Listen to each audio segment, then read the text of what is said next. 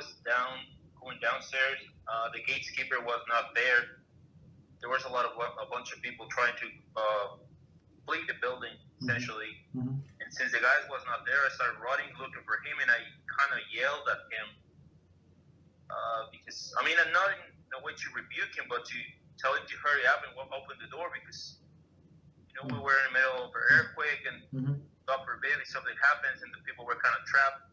But I kind of yelled at him. I don't know if I should go and ask him for forgiveness.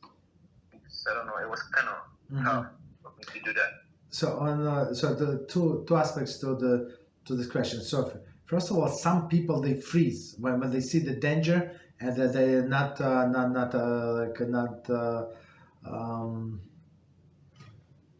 they're not prepared to face. They freeze. They do not know what to do. So you have to unfreeze them. Like sometimes you have to slap a person or something, right?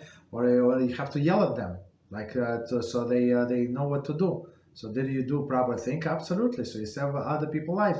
But it would be absolutely nice thing to do to go and apologize. Say apologize to them that. But thank you very much for your great job and stuff like that. So I give him compliments and rebuke him a little and more compliments. And that's it. Yes. And you will be good friends. I'm sure. So because he was doing his job. So the guy was doing his job, but his job was of course, he was not prepared for this. Okay. Yeah, he wasn't actually rude, but he was I believe talking to someone in a car in the basement of the building or something like that.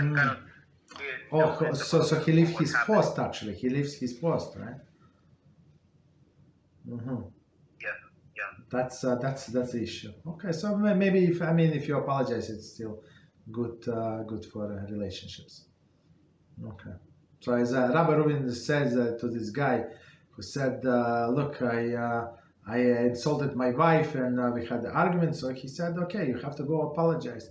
So okay, but another time she insulted me and she did not apologize. So what should I do? So Rabbi Reuven said, "You have to go and apologize." And he gave a few more scenarios, and Rabbi Reuven always answered like two or three times. Yeah, I have to go apologize. So the guy said, Rabbi, what is logic? If she's right, I have to apologize. I understand that, but she's wrong. I have to also apologize. So Rabbi Reuven said, what do you want? You want to be right, or you want to see Shalom Bayis? Have a normal function family. What is your goal? What is your agenda? So many times we have to know, to see clear agenda. So agenda is to be nice, have a good relationship with other people. So you apologize, and he's going to respect you for that, most likely, right? And you have a good relationship with people. That doesn't matter who's right. So because in his mind he was right anyway. So okay, go ahead. Yeah, he didn't like it much actually. Okay, so nobody likes rebuke. So it says don't rebuke a fool because he's going to hate you, right? But rebuke a wise man and he's going to love you. So how do you know who is a wise man? If you tell him something wrong and he say, "Thank you very much. I did not know this about myself. I did not know this issue. I did not notice. Thank you very, very much." You rebuke him, he's going to love you. Why? Because he's wise man. Because he knows his purpose in life is to work on my character traits. And somebody tells me that's a shortcut for me to sit around with introspection, what's wrong with me, this. So maybe it's going to take hours. Maybe I'm going to figure out, maybe not. But this guy told me, okay. So you have to love this person. Okay. Thank you very much. You're welcome.